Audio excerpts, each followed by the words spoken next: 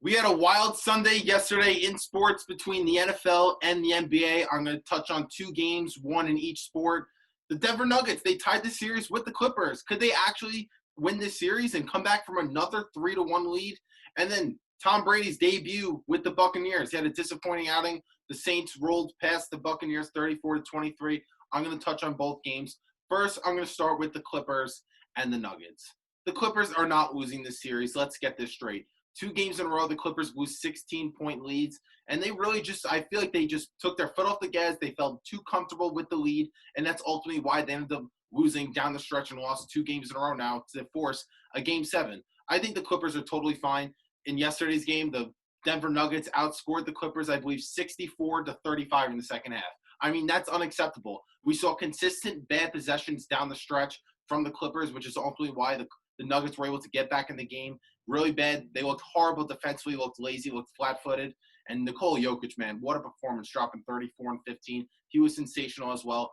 But once it comes to Game 7, the best team, the better team is going to win. There's a few moments that, like, this scenario reminds me of, like, oh, wait, are we actually going to see an upset?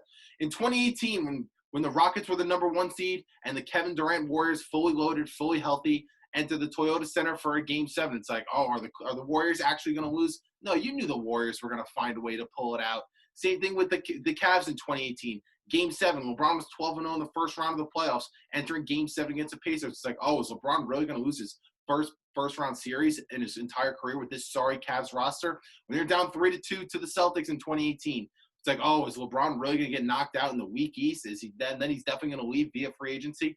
Stop the nonsense. The Clippers are just fine.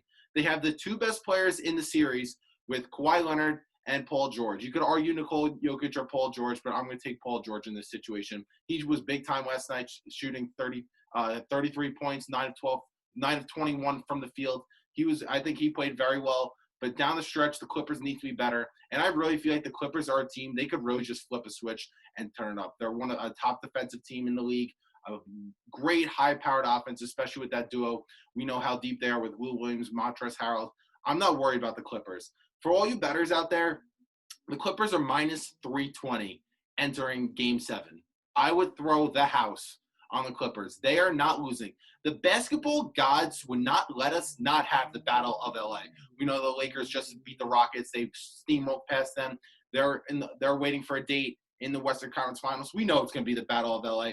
Once Kawhi Leonard and George Paul went to the Clippers July 9th of 2019, the whole NBA community, all of NBA fans, we were waiting for this Western Conference Finals, the Battle of LA. LeBron James, Anthony Davis versus Kawhi Leonard, George Paul. We know it's coming. The basketball gods are not letting the Clippers lose. No way, no how. And if they do lose, I will be stunned. But if I'm a bettor, minus 320 is good enough for me. Lock in the Clippers. I guarantee that the Clippers are advancing to the Western Conference Finals, and that's where we're ready to have a legit series, which I will be covering each and every game of that. But I want to flip the script a little bit to the NFL, the Bucs and the Saints. Right off the bat, when the Bucs took that 7-0 lead, Tom Brady, his famous quarterback sneak to give the Bucs a 7-0 lead, I'm like, yo, Tom Brady has a chip on his shoulder. He's heard all the noise all offseason that he's watched. Last year, a really disappointing season. Given the talent around him was probably the worst in his entire career. But there's 2 critical moments that really that's like, you know what, this kind of caused the game. Brady had really 2 bad picks. One of them he just threw in the middle of the field. Didn't look like he had any receiver in target. That was his first pick. And then the pick 6 is what really just changed momentum of the game, where they went down 24-7. I'm not worried about Tom Brady. Let's not pretend we haven't seen in the past Brady had bad starts to the season, or the Patriots rather. You see in September, like, they'll go 2-2 or start the season 3-2. It's like, oh, are the Patriots done now? They do this every year. Stop. Once November, December hit, the Buccaneers and Tom Brady will start rolling. When we get halfway to the season, we could start judging Tom Brady. But to say he's washed after yesterday is just that's a typical casual fan to say that Brady's washed because of a bad performance. No, he didn't look that great. Let's not forget the Saints are a top team in the NFL. They were the favorites coming into last year, even though they had another disappointing finish, losing the wild card against Kirk Cousins and the Minnesota Vikings in overtime. That's besides the point. But I'm not worried about the Bucs. I know what Tom Brady's going to bring to the table. There's no preseason. Remember that. It's not a normal offseason. He's got to get his rhythm back. It's not 10 years ago where no matter where you drop him in, he's going to be one of if not the best quarterback in the NFL. I think he still needs to get rhythm with other guys. I think the play call communication, I think that was a little off. I think that's why you've seen Brady had a few bad throws, especially for the first interception. I think that was basically just a miscommunication with Mike Evans. This guy's they got to build chemistry. Building chemistry doesn't happen week one, especially after not having a preseason. So the Bucs are just fine. And for both teams, the Clippers and the Bucs, in the words of Aaron Rodgers, for all you casuals out there worrying, RELAX.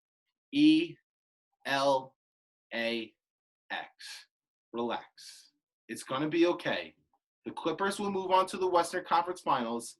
The Buccaneers will be a top team in the NFC this season and be competing to make a Super Bowl run. Both teams are just fine. The casuals are going to be the ones who overreact to it. But if you follow sports throughout their history, with great teams, other scenarios similar to this, the Clippers are just fine. They will be in the Western Conference Finals. The Buccaneers are just fine. So again, in the words of Aaron Rodgers, just relax. It's going to be okay.